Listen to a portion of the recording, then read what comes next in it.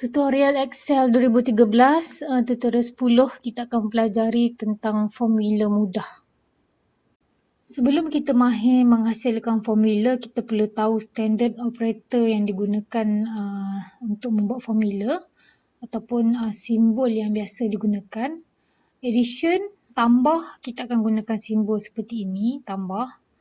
Subtraction ataupun tolak, kita gunakan simbol seperti ini, tolak. Multiplication ataupun darab, kita gunakan bintang begini. Division atau bahagi, kita gunakan slash, dan exponent ataupun kuasa, kita gunakan tanda seperti V terbalik ni. Tak apa, nanti lepas ni kita akan cuba create formula menggunakan standard operator ni. Dan satu perkara yang paling penting untuk kita buat formula nanti, kita perlu letak tanda sama dengan di bahagian hadapan sebelum kita buat formula. Okey, kita buat satu contoh yang mudah bagaimana kita nak setkan formula perbelanjaan bulan Januari tambah dengan Februari. Kita nak tahu total kat sini. Jadi untuk setkan formula, kita perlu tahu address ataupun location address sale yang kita nak letak. Okay, kita nak letak dekat sini. So address ada dekat tepi ni, K7, K column, dan juga dekat sini tambah sini. Jadi kita perlu tahu address ni dulu.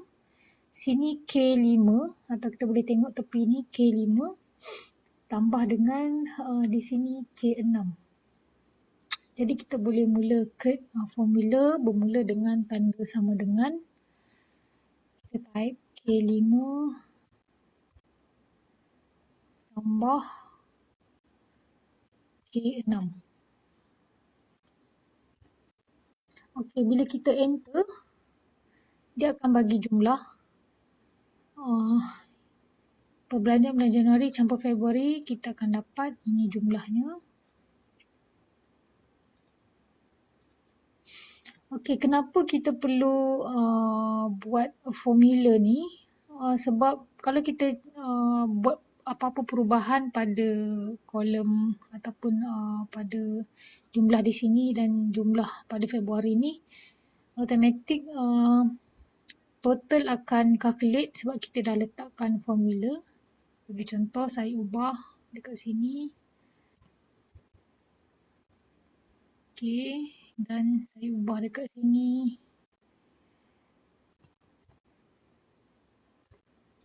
Okey, kita tengok automatik jumlah akan dikalkulate sebab kita dah letakkan formula. Kemudian kita cuba guna formula darab.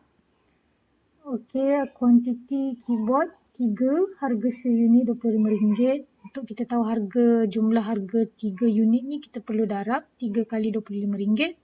Kita tengok dulu standard operator tadi. Kalau darab, multiplication, kita perlu gunakan simbol bintang ni.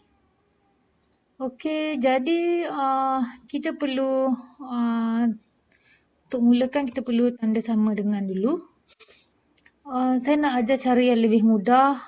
Kita tak perlu type lokasi. Okey, 3 ni D5. Suppose kita kena type D5 bintang ataupun darab dengan RM25 ni berada pada E5. Okey, kita cuma klik pada sini. Dia akan automatik ada D5. Kemudian kita klik bintang. Dan kita klik pada RM25 ni, automatik dia akan ada E5 dan kita enter. Okay, dia akan calculate. Sama kalau kita buat kat bawah ni, kita buat secara type. Contohnya sama dengan, okey, 3 ni D6. Saya type D6. Kemudian darab bintang 18 ni E6. E6. Okey, sama juga cara, tapi cara yang pertama tadi lebih mudah sebab kita hanya perlu klik sahaja, dia akan terus ada formula. Okey, itu untuk darab. Kemudian saya nak tunjukkan bagaimana kalau kita mempunyai banyak lagi list dan kita perlukan jumlah di sini. Kita tak perlu type formula satu persatu, kita hanya perlu drag untuk mendapatkan jumlah ni.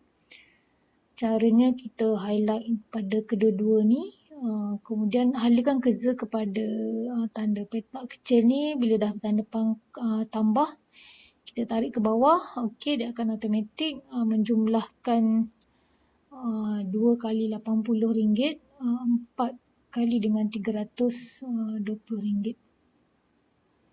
Okey, kita dah mempelajari bagaimana nak menghasilkan formula mudah pada sel ni. Yang penting kita perlu tahu bagaimana untuk membuat formula, iaitu kita mulakan dengan tanda sama dengan, dan juga kita perlu tahu location sel kita ataupun kotak. Setiap kotak ni ada dia punya address. Kita perlu ingat addition, kita perlu buat tanda tambah, subtraction, tolak, darab, tanda bintang ni bahagi tanda slash, dan juga eksponen ataupun kuasa, 7 kuasa 2 dengan tanda seperti ini, V kecil terbalik ni. Itu sahaja, berjumpa untuk tutorial seterusnya dengan pembelajaran yang lebih mendalam lagi.